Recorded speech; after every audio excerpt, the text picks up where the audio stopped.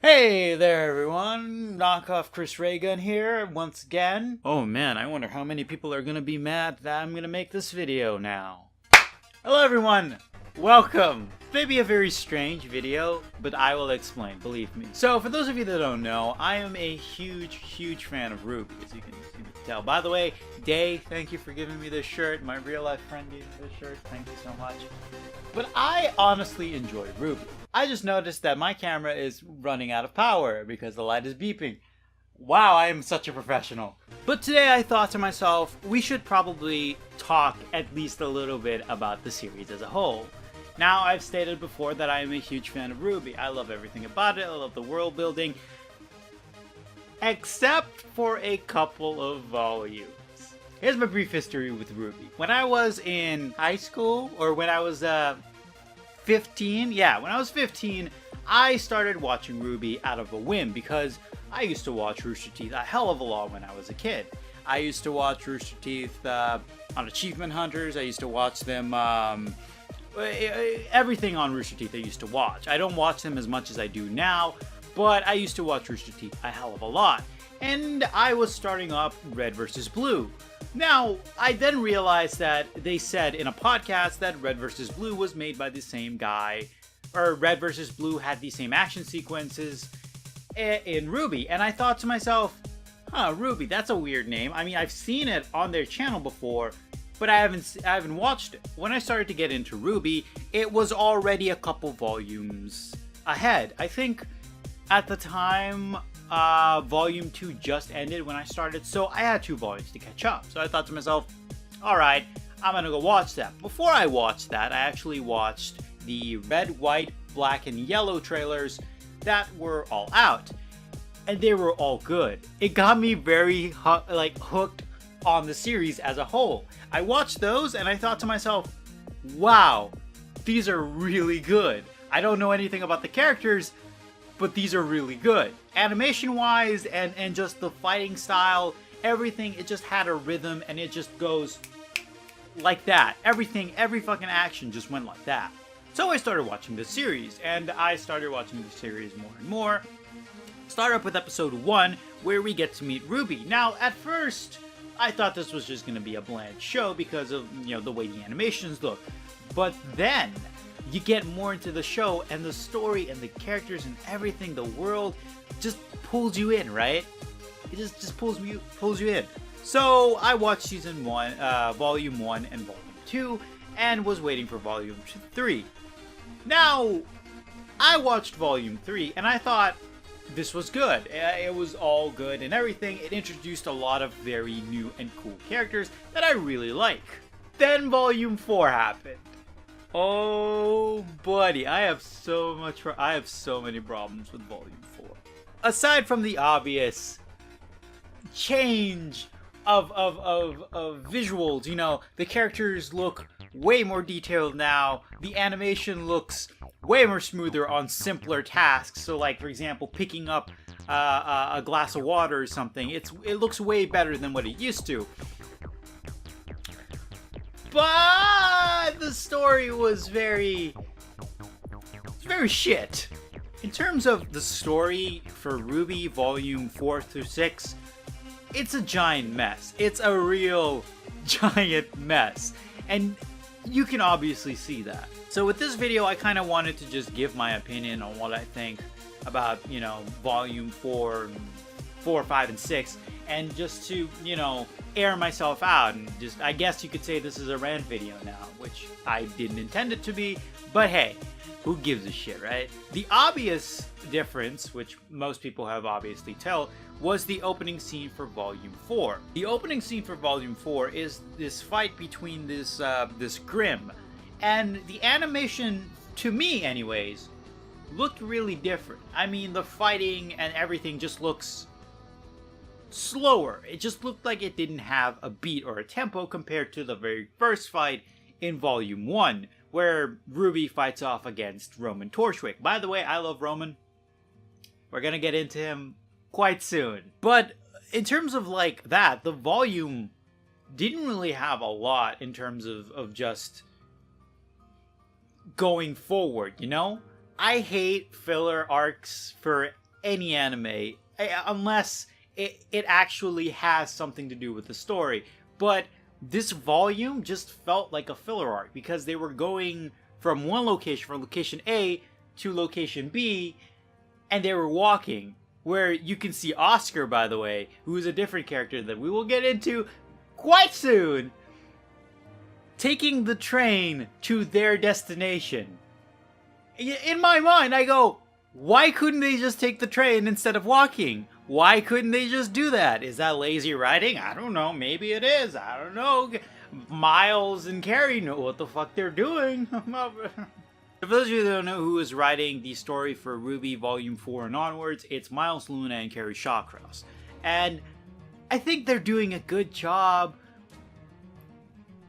is what I would say if I was a liar. RWBY, from Volume 4 and onwards, has some good moments. It has a lot of good moments, and moments that it handles very well.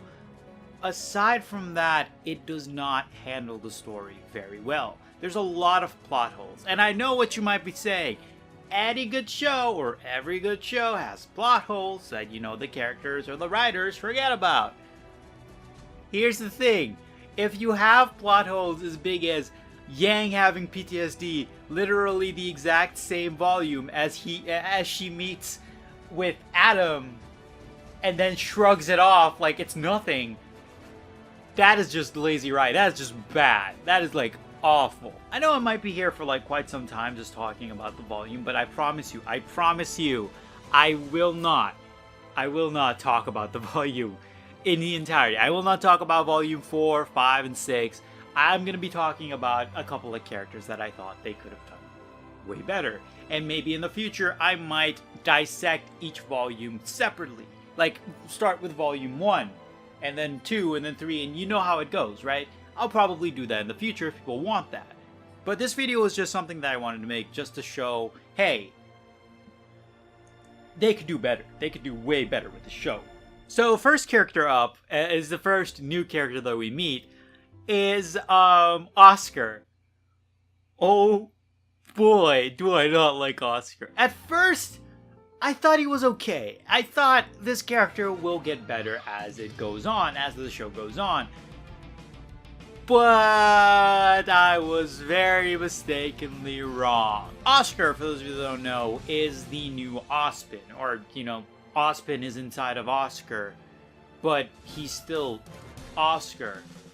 Even though Ozpin took over an old guy before this who was Ozpin, but is now taking over a kid who still has his memories. It's fucking confusing. We need to talk about Oscar. So, I love the idea of Ozpin, you know, reincarnating into someone else. But what are they doing with this? They are bringing back Oscar, or they're bringing back Ozpin inside the body of a kid who knows he's being controlled by Ozpin. Which the body that Ozpin had before, was that his just initial body, or was that an actual person? What the fuck? The more I think about it, who is this goober? Wait a minute. The more I think about it, who was Professor Ozpin before Ozma took over his body? Like, who was he? He was the headmistress of Beacon, the principal of Beacon. But who was he before that? Like, what the fuck? Anyways, aside from that, I think Oscar could have been a way better character, but unfortunately, he just felt, like, really short for me. It was just, he's just a body, a vessel for Ozpin, a better character.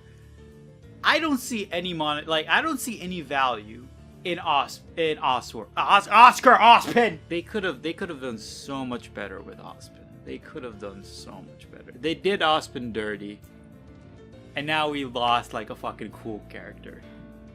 They just, I don't know what they did. Speaking of Professor Ozpin, what happened to his body? Is it just gone? Is it, like, I know he fought Cinder, but is that just gone? Is the body just gone? Like, is it dead? We didn't get to see him die. What's gonna happen? Such a bad way to write the character. Oscar is just such a bad character.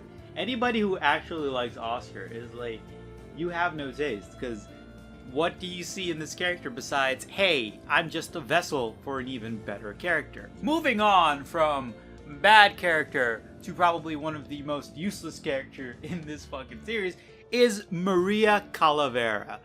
I absolutely love the young version of Maria. She just looks like such a fucking badass. But then you get this fucking stupid granny who can't do shit. I don't know, why is this character in this volume aside from helping RWBY?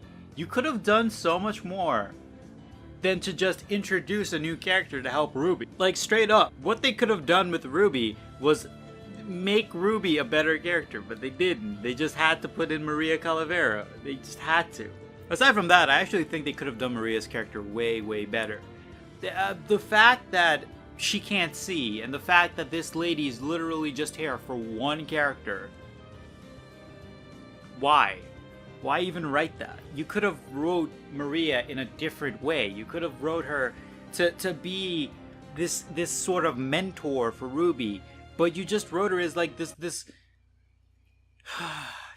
I'm just tired. A character I actually did think that they did well in this series was Crow. I think they did Crow very well.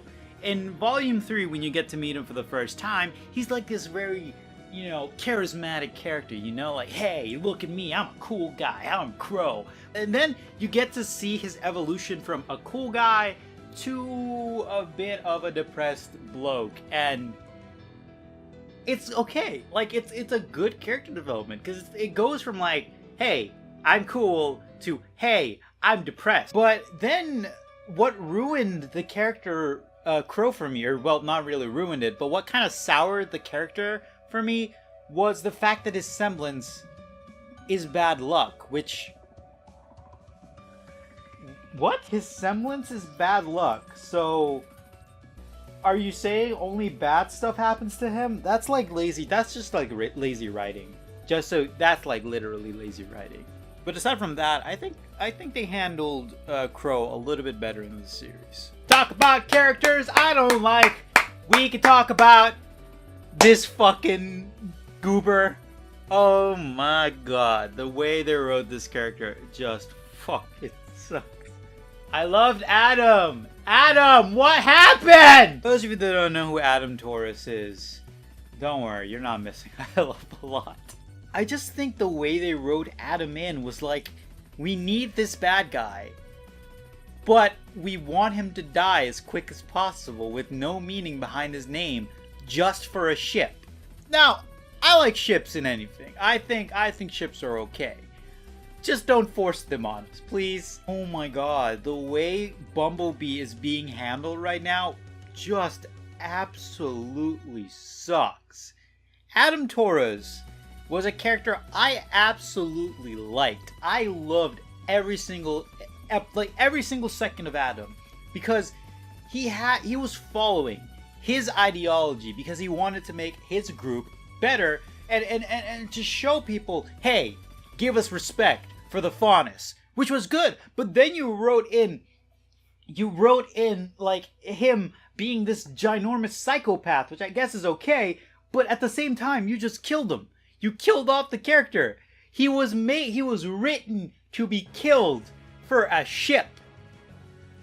It's just, I don't understand, man. Like,